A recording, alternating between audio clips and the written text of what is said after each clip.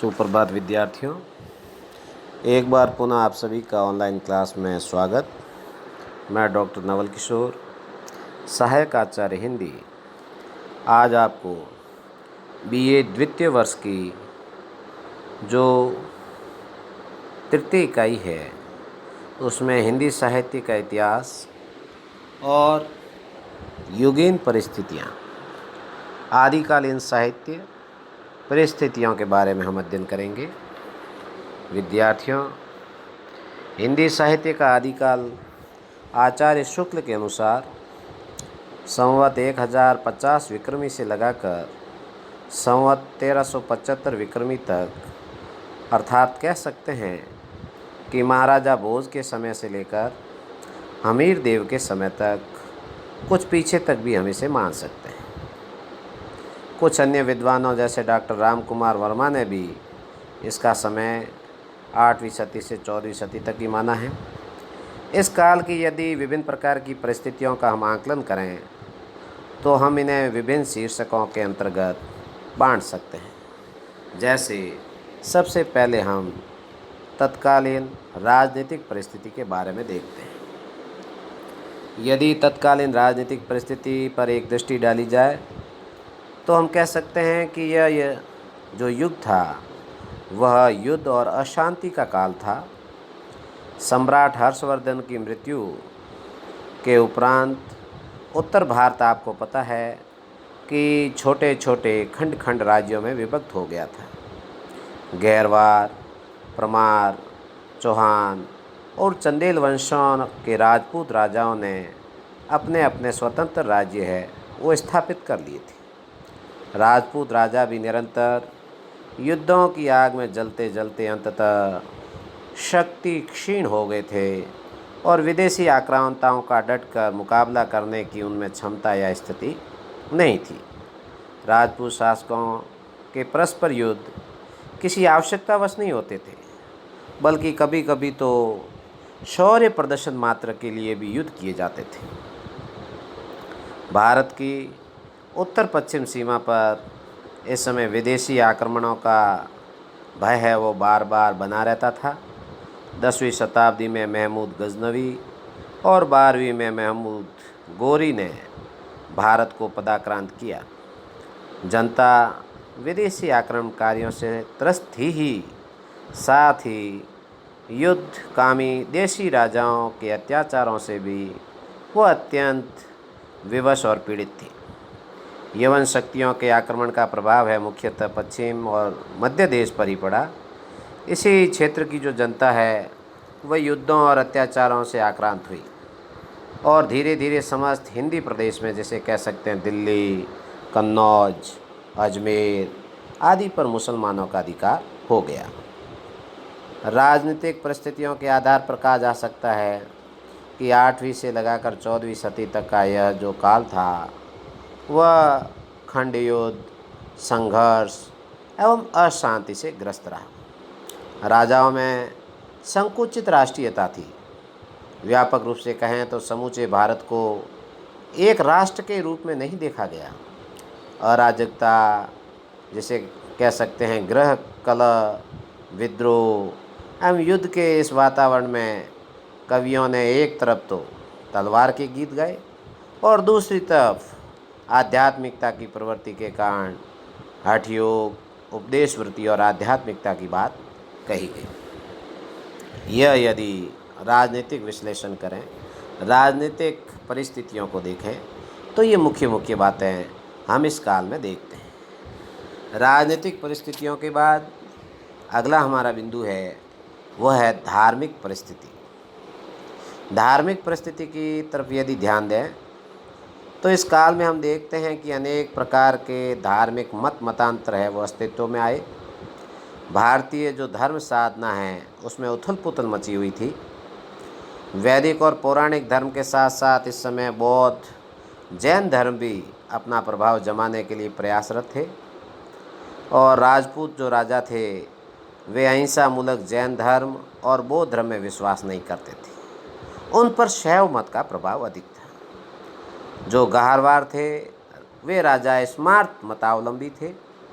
मालवा नरेश भी वैदिक धर्म के अनुयायी थे तथा कलचुरी नरेश शैव धर्मावलंबी थे। वस्तुतः समस्त उत्तर भारत में धीरे धीरे शैव मत बोधों और स्मारतों के प्रभाव को ग्रहण करता हुआ एक नए रूप नाथ संप्रदाय के रूप में विकसित हो रहा था। आदिकाल में यदि देखें तो धार्मिक दृष्टि से 3 संप्रदायों का विशेष प्रभाव हम देखते हैं, सिद्ध संप्रदाय, नाथ संप्रदाय और तीसरा जैन संप्रदाय। बौद्ध धर्म है कालांतर में विकृत हो गया और वज्रयान बन गया। इन वज्रयानियों को ही सिद्ध कहते थे। धर्म की यह विकृत अवस्था थी और धर्म के वास्तविक आदर्शों के स्थान पर अब आचार विहीनता, चमत्कार प्रदर्शन, भोग विलास को प्रमुखता मिल गई थी। सिद्धों का प्रभाव हम देखें तो निम्न वर्ग की जो अशिक्षित जनता थी उस पर अधिक था।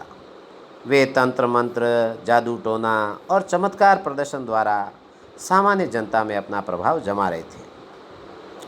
यदि 12वीं शताब्दी विक्रमी को देखें तो बौद्ध सिद्धों की प्रतिक्रिया स्वरूप नाथ संप्रदाय का उदय हुआ। जीवन को अधिक से अधिक संयम और सदाचार के अनुशासन में रखकर परम सत्ता का साक्षात्कार घट के भीतर किया जा सकता है। नाथ पंथ के प्रवर्तक गोरखनाथ ने इसी का प्रचार और प्रसार किया था। नाथ पंथ में योग पर विशेष बल दिया गया था। साथ ही वर्ण व्यवस्था का विरोध एवं बाह्य आडंबरों का भी खंडन किया गया। भारत के पश्चिमी प्रदेशों में विशेषकर देखें तो गुजरात में जैन धर्म का प्रचार इस समय अधिक था। तो विद्यार्थियों, जैन मुनि धार्मिक तत्वों का निरूपण अपभ्रंश भाषा में कर रही थी। हमने पहले भी अपभ्रंश भाषा के बारे में पढ़ा है और जैन साहित्य ज़्यादातर उसी में ही लिखा गया है। यदि हम उनके कवियों की बात करें तो स्वयंभू, पुष्पदंत, हेमचंद्र, धनपाल जैसे अनेक कवियों ने अपनी रचनाएं हैं जैन राजाओं के संरक्षण में लिखी। बौद्ध धर्म की विकृति का जो प्रभाव है वह जैन धर्म पर भी पड़ रहा था और यह भी अपने आदर्शों से धीरे धीरे दूर हट रहा था। बौद्ध और जैन धर्म में आई विकृति जो है वो वैदिक एवं पौराणिक धर्म में भी विकृति का कारण बन गई। उसमें भी विकृति आ गई। वैष्णवों के पांचरात्र, शैवों के पाशुपत और शाक्यों के त्रिपुर सुंदरी संप्रदायों में बौद्ध धर्म की पूजा पद्धति एवं वामाचार का प्रभाव है वो परिलक्षित हो रहा था। कुल मिला के कह सकते हैं कि इस काल में विभिन्न धर्मों के जो मूल रूप थे वे लुप्त हो चले थे और उनमें विकृतियों का समावेश हो गया था। जनता के समक्ष अनेक धार्मिक राहें बनती जा रही थी। देशव्यापी इस धार्मिक अशांति के समय इस्लाम धर्म भी भारत के द्वार है खटखटा रहा था। यद्यपि भारत में मुसलमानों का आगमन हो चुका था किंतु इसका धर्म अभी अपनी जड़ें नहीं जमा पाया था। इन धार्मिक परिस्थितियों के मद्देनज़र यह कहना उचित है कि धार्मिक दृष्टि से आदिकाल का जो वातावरण है वह अत्यंत ही दूषित था, क्योंकि जनता में असंतोष, क्षोभ एवं भ्रम से वो जनता ग्रस्त थी। आदिकालीन साहित्य में इसी मानसिकता के अनुरूप खंडन मंडन, हठ योग, श्रृंगार परक रचनाओं को देखा जा सकता है। यदि हम धार्मिक स्थिति के बाद अगली परिस्थिति की तरफ ध्यान दें तो हम तीसरी स्थिति या परिस्थिति की तरफ चलते हैं, तो वह है सामाजिक परिस्थिति, जो कि समाज पूरा मानव जीवन की धुरी है और इसको देखना भी बहुत ज़रूरी है। जब राजनीतिक और धार्मिक परिस्थितियों के कारण समाज में विशृंखलता आ गई, जनता शासन तथा धर्म दोनों की ओर से निराश्रित हो गई, तो सामान्य जनता जो कि अशिक्षित थी, जो साधु सन्यासियों के शापों और वरदानों की ओर दृष्टि लगाए रहती थी, पूजा पाठ, तंत्र मंत्र, जप तप करके लोग है दुर्भिक्ष, महामारी एवं युद्ध के संकटों को टालना चाहते थे। इस समय यदि देखा जाए तो ब्राह्मणों के प्रति पूज्य भाव में कमी आ गई तथा वर्ण व्यवस्था के प्रति लोगों का सम्मान भी अब नहीं रह गया था। निम्न समझी जाने वाली जातियों में से अनेक हैं वो सिद्ध हो जाते थे जो वेदों के विरोधी थे। समाज में इस समय क्षत्रियों का देखा जाए तो प्राधान्य था। राजपूतों में शौर्य तो था, परंतु वे उसका उपयोग है पारस्परिक प्रतिस्पर्धा और संघर्ष में ही करते रहते थे। वे वंश गौरव एवं अभिमान को लेकर गृह कलह में भी उलझे हुए रहते थे। यदि स्त्रियों की बात की जाए तो समाज में इस समय स्त्रियों के प्रति पूज्य भाव नहीं था और वे मात्र देखा जाए तो भोग्या बनकर ही रह गई थी। सती प्रथा इस काल का भयंकर कोड तो था ही। तत्कालीन भारत में स्वयंवर प्रथा भी थी, जो प्राय युद्ध का कारण बन जाती थी। सुंदर राजकुमारियों से बलपूर्वक विवाह करने के लिए राजपूत राजाओं में युद्ध छिड़ जाना एक सामान्य बात हो गई थी। राजा और सामंत है अंतर्मुखी रंग रंगेलियों में भी व्यस्त रहते थे। जीवन यापन के जो साधन थे वे दुर्लभ थे तथा निर्धनता, युद्ध, अशांति के कारण जनता सदैव है वो आतंकित रहती थी। तत्कालीन रासो काव्यों में भी समाज की इस रासोन्मुखी स्थिति का है पूरा चित्र हमें उपलब्ध होता है। तो इस प्रकार से आदिकालीन सामाजिक परिस्थितियों पर हमने एक नज़र डाली। अब हम देखते हैं इस समय की साहित्यिक परिस्थितियाँ। विद्यार्थियों, आदिकाल में साहित्य रचना की 3 धाराएं बह रही थी। एक और तो परंपरागत संस्कृत साहित्य की रचना हो रही थी, दूसरी ओर प्राकृत अपभ्रंश भाषा में प्रभु साहित्य का सृजन जैन कवियों के द्वारा किया जा रहा था, और जो तीसरी धारा है वो हिंदी में लिखे जाने वाले साहित्य की थी। इस काल में संस्कृत साहित्य के अंतर्गत देखें तो पुराण, स्मृतियों पर टीकाएं लिखी गई, ज्योतिष एवं काव्य शास्त्र पर अनेक मौलिक ग्रंथों की भी रचना हुई। इस समय आनंदवर्धन, मम्मट, भोज, क्षेमेंद्र, कुंतक, राजशेखर, उनके साथ ही विश्वनाथ, भवभूति और श्रीहर्ष जैसी प्रतिभाएं जो है इसी युग की देन है। इस काल में अपभ्रंश साहित्य है वो धर्म की भाषा बनकर रह गया था, और जैन कवियों ने गुजरात में रहकर अनेक पुराणों को अपभ्रंश भाषा में नए रूप में प्रस्तुत किया।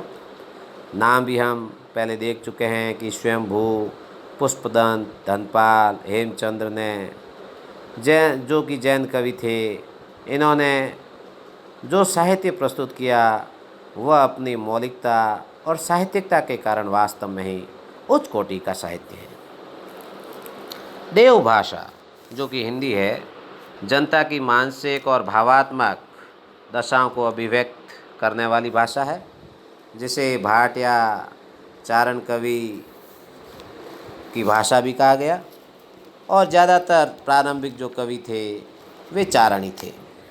चारण कवियों की सामयिक आवश्यकताएं पर बल देते हुए उन्होंने रामचंद्र शुक्ल ने लिखा है कि उस समय जो भाट या चारण किसी राजा के पराक्रम, विजय, शत्रु कन्याहरण का अत्युक्तिपूर्ण आलाप करता या रण क्षेत्रों में जाकर वीरों के हृदय में उत्साह की उमंगें भरा करता था, वही सम्मान पाता था, क्योंकि निरंतर युद्ध के लिए प्रोत्साहित करने वाले एक वर्ग की इस समय आवश्यकता थी, और चारण हैं इसी श्रेणी के कवि थे। जिस प्रकार यूरोप में वीर गाथाओं का विषय युद्ध और प्रेम रहा, उसी प्रकार इन रचनाओं में भी वीर एवं श्रृंगार रसों की प्रधानता रही है। हिंदी भाषा में रचित इन काव्य ग्रंथों में एक और तो अपने आश्रयदाता थे उनकी अतिशयोक्तिपूर्ण प्रशंसा की गई है, तो दूसरी ओर उनके युद्धोन्माद को व्यक्त करने वाली घटनाओं की योजना भी की गई है। इस प्रकार से इस समय साहित्य की 3 अलग अलग धाराएं हमें बहती हुई दिखाई देती हैं। अब हम साहित्यिक विशेषताओं के बाद अगली और अंतिम जो विशेषता है वो सांस्कृतिक विशेषता की तरफ ध्यान दें, तो हम पाते हैं कि विद्यार्थियों, जब तक सम्राट हर्षवर्धन का राज्य था तब तक उत्तर भारत है सांस्कृतिक दृष्टि से अपने शिखर पर था। हिंदू धर्म एवं जो संस्कृति है वह राष्ट्रव्यापी एकता का आधार था, किंतु कालांतर में मुस्लिम आक्रमणकारियों के आगमन से भारत है धीरे धीरे मुस्लिम संस्कृति से भी प्रभावित होता गया। इस काल में मुस्लिम आक्रमणकारियों ने अपने संकीर्ण दृष्टिकोण एवं धर्मांधता की भावना से प्रेरित होकर भारतीय संस्कृति के जो मूल केंद्र हैं, मंदिर, मठ एवं विद्यालयों को भी नष्ट करने का पूरा प्रयास किया। हिंदुओं की स्थापत्य कला धार्मिक भावना से ओतप्रोत थी तथा अत्यंत ही उच्च कोटि की थी। प्रसिद्ध इतिहासकार अल बरूनी के अनुसार हम देखें तो अल बरूनी कहते हैं कि हिंदू कला के अत्यंत उच्च सोपान पर पहुंच गया था। मुसलमान जब उनके मंदिर आदि को देखते हैं तो चकित हो जाते हैं। वे न तो उनका वर्णन कर सकते हैं और न वैसा निर्माण ही कर सकते हैं। संपूर्ण भारत में ऐसे अनेक मंदिरों का निर्माण आदिकाल में हुआ है। यदि इनको देखें तो आबू का मंदिर, आबू का जैन मंदिर जिसे कह सकते हैं, उसके साथ ही खजुराहो का कंदरपेश्वर मंदिर, पुरी, भुवनेश्वर, वेल्लोर, कांची आदि के मंदिर भी इसी काल की देन है। मुस्लिम संस्कृति का प्रभाव देखें तो आदिकालीन हिंदू संस्कृति पर अनेक क्षेत्रों में हम पढ़ने लगा था।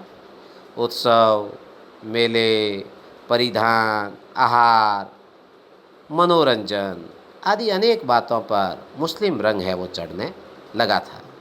दूसरी ओर हिंदू संगीत कला, वास्तुकला, आयुर्वेद और गणित का प्रभाव है मुस्लिम संस्कृति पर पड़ने लगा। यह निष्कर्ष निकाला जा सकता है कि इस दशा में आदिकालीन भारतीय संस्कृति परंपरा से विच्छिन्न होकर मुस्लिम संस्कृति के गहरे प्रभाव को छूती जा रही थी, इसमें कोई दो राय नहीं है। संगीत के क्षेत्र में देखें तो दोनों संस्कृतियों में परस्पर आदान प्रदान पर्याप्त मात्रा में हुआ। गायन, वादन और नृत्य पर मुस्लिम प्रभाव पड़ रहा था तथा अनेक जो वाद्य यंत्र थे जैसे सारंगी, तबला, अलगोजा उससे भी हिंदू परिचित हो रहे थे। आदिकालीन भारतीय संस्कृति कह सकते हैं कि निश्चित रूप से रासोन्मुख थी, अपने रास और पतन की ओर अग्रसर थी। इस प्रकार से हमने विद्यार्थियों आज जो आदिकाल है उसकी तत्कालीन परिस्थितियाँ, जिसमें सबसे पहले राजनीतिक परिस्थिति, उस समय की धार्मिक परिस्थिति, सामाजिक परिस्थिति, साहित्यिक परिस्थिति और अंत में सांस्कृतिक परिस्थिति को भी देखा। इससे आगे के जो शिक्षण बिंदु है उनमें हम अगले कालांश में चर्चा करेंगे। तब तक के लिए आप सभी का बहुत बहुत धन्यवाद।